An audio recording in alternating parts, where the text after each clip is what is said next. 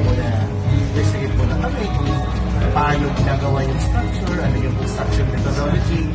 Then, nalaman namin, pagdating sa Philippines, first namin nakilala si Sir Maynard. Yun nga, sabi niya, nung na-present sa amin yung about sa building at na-witness din namin nung umuwi kami ng Davao kasi pinaka-first namin yung resort, yung Oasis Davao. So nakita namin na totoo nga, buros tibay.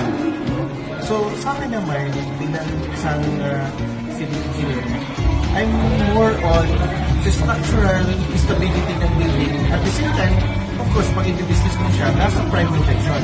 And makikita mo yan sa Philippines. No?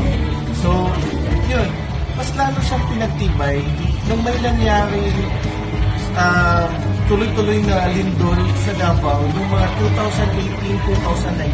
Actually, yung building namin, building 6, gumuho sila, pero yung building ng One Oasis ng Philippines ay nakatayo pa rin.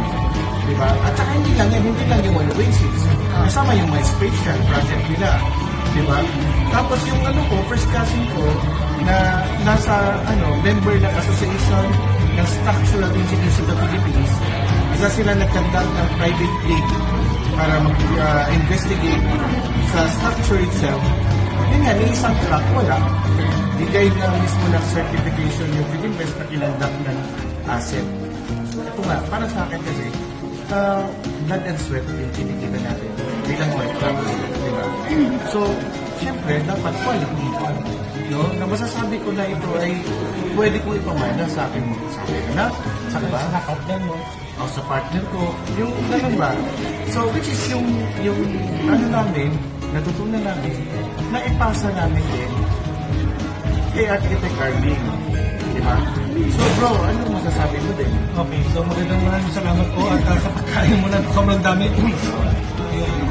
Bilang isang buyer, okay, o owner ng product ni Philippines, kailangan isang arkitekto, makilatis din namin yung quality ito, kung totoo ba talaga. Umuwi ako ng Pilipinas, ako mismo ang tumutok at investigate ko talaga mostly by design-wise, bilig din ako kasi sa bilang arkitekto kailangan hindi lang sa structural maganda.